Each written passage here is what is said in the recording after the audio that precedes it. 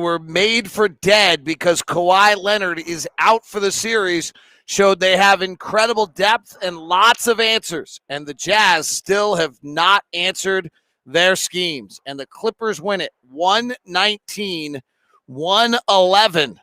And they take a commanding 3-2 lead in the series with a chance to knock the Jazz out for Game 6 in LA. David Locke, along with Ron Boone, in a empty, cameraless Vivint Arena, and a stunned crowd heads home. And Ron, on a day in which really everything felt like the door was opening. Paul George and COVID, or Chris Paul and COVID protocol, Kawhi Leonard out. Like the door had opened up for the Jazz with all the bad news of Mike Conley not being back and Donovan Mitchell's ankle. You felt as though things had suddenly headed the Jazz direction. This one is a gut punch, and the Jazz are on the edge of extinction in one of the most magical seasons we've ever had. You know, the table was set for the Jazz. I mean, Kawhi Leonard being out, but you know this Clippers team is a very talented basketball team, and they can. It's evident that they can still beat you because they have a number of great athletes. But the run that the Jazz had in that first quarter usually would put a team away.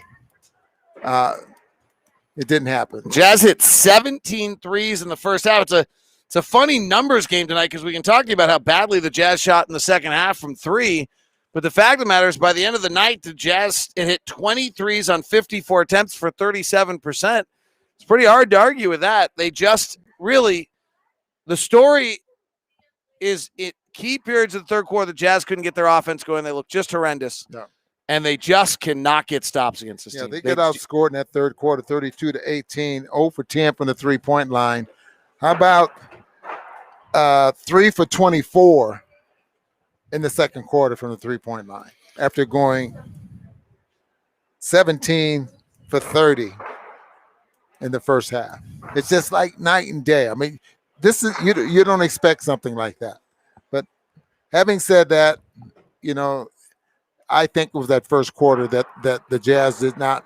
If they'd have had any kind of defensive stance, stops or whatever, and put the Clippers away early in that ball game defensively, because the offense was flowing, they would have laid over. It would have been a gun. The Jazz allowed 36 points while scoring 37 in that quarter. Before we delve into all the Jazz issues, and it will be Jazz-centric, it's worth pointing out Paul George was the best player on the floor. That often wins you a playoff game. That's kind of the rule of thumb. 37 points, 16 rebounds, 5 assists, 2 blocks, a steal. He's had a checkered playoff past. He was outstanding. And to give the Clippers credit, they have a bunch of guys on their roster who at one point or another were the number one options on their team, who have coalesced to play with 2 superstars in Kawhi Leonard and Paul George. And Marcus Morris Sr. and Reggie Jackson cherished the opportunity tonight to go back to being elite level one-on-one scorers, and they did it. Morris had 25. Jackson had 22. And frankly, give Ty Lue credit, because I think I probably would have started Pat Beverly. He went to the second-year player Terrence Mann, who had the play of the night, and made a bunch. And allowed them to stay long. Beverly would have made them small.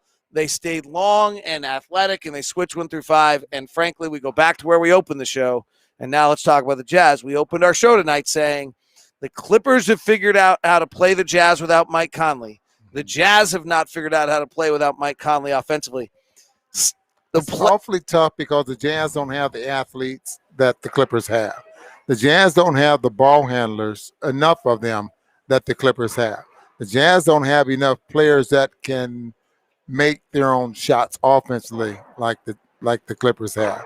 Now, defensively, Jazz are probably as good defensively if they can make the Clippers to the point where the Jazz can keep Rudy close enough to the basket. But the way they play and use their players, keeping Rudy away from the basket, Rudy probably got scored on more tonight than we've seen in quite some time. They're spreading the floor, driving, beating our guy on the dribble. some action or not action, just finding the matchup they want. Rudy sucks in because we want Rudy near the rim. Right. And then they kick to an open three-point shooter. They're the number one catch and shoot three-point shooting team in the league. They were the number one three-point shooting team in the league at 42%. They hit right on their number at 40. This one, like as a Jazz fan, as someone who's followed this team all year, like this one goes up there on the list of like toughest days in franchise history. I mean, I think like when I think back in my tenure, like Memo torn Achilles is probably the lowest moment we've had. You just kind of knew that run was over. But this one feels like there was a golden opportunity in front of you with all the news of the day and you got hit. Now it's not over yet, but you got a tough task. This Clipper team has the same bugaboo that we do where they lost 3-1. They're not blinking. They're not blinking in game 6. Well, the expectations are so high. And as good as the Jazz were, they've ran into something that they didn't run into all season long. And I'm talking about the style of defense and the number of three-point shooters, the athletes. The Jazz just couldn't conquer that. I thought they played better tonight than they did in Los Angeles. So maybe they can come up with something still won in Los Angeles. And if they come back here, if they end up having to come back here for game 7, Jazz will win it. Jazz will definitely win it. As quickly as this is our hearts are broken and our guts are punched right now. You go win in LA and all the energy's back to you and you're playing 1:30 on Sunday here and you think you've got it. So we'll see what happens. All right, let's try to get to some of the calls and see if anyone's going to be reasonable, or some of the comments in the chat room, see if anyone's going to be reasonable. We apologize. Mike says, what do you think about depression? Depression. Like being depressed. Oh. Yeah, I think that Jazz fans are probably depressed right now. We're universally the offensive productivity will not be very good. Michael says, so disheartening. Yeah, I think we're all there. Robbie says, Ron, say something encouraging, please. Okay.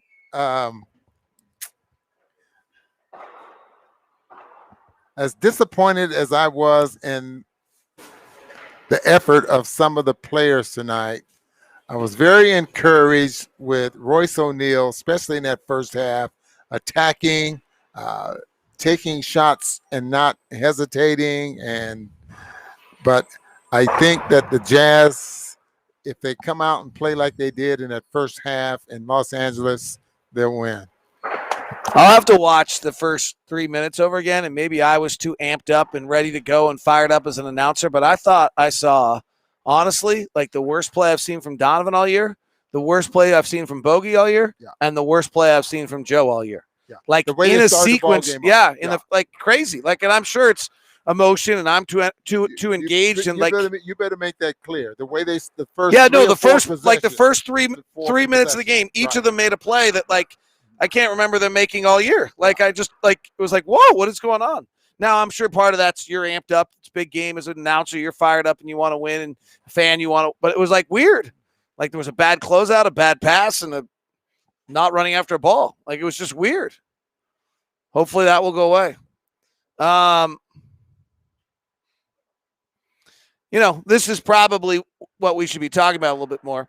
Said it from the start. We weren't winning the series without Conley, and now Mitchell's on one leg. The injury is just too much. Donovan did look more obviously impacted by the ankle tonight than any night of the series, Ron. Yeah, you did point that out. And after I started watching him, the way he was dragging that leg up the floor, and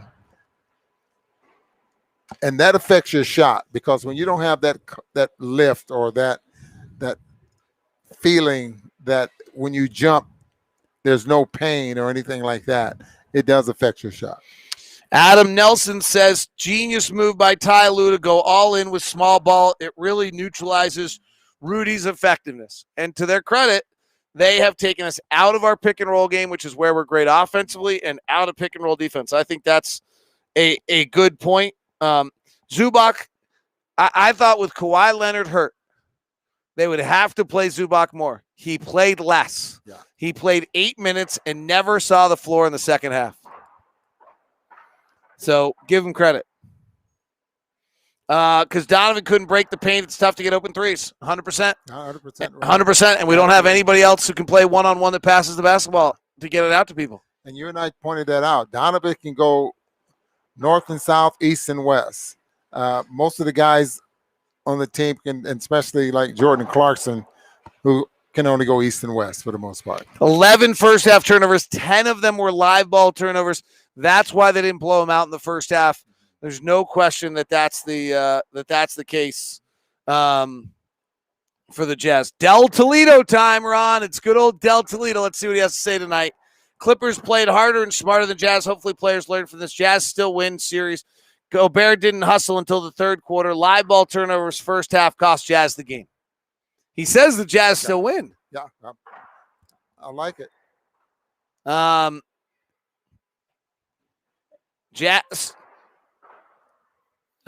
Jazz starters better play the entire game next game, said somebody. Well, Derek Favors, I don't think got off the bench in the second half. No, Rudy played the entire second half. Yeah. He might have. No, Faves played a minute and a half when Paul George sat down. When Paul George sat down to close the third quarter, Derek Favors played 1 minute of the third quarter. Okay. Rudy Gobert matched Paul George's second half minutes because George doesn't go to the paint usually if Rudy's in the game. He did a nice job tonight. All right. I would give you guys all credit for a hurt fan base. The comments and the questions are pretty fair and good tonight. And I feel your pain.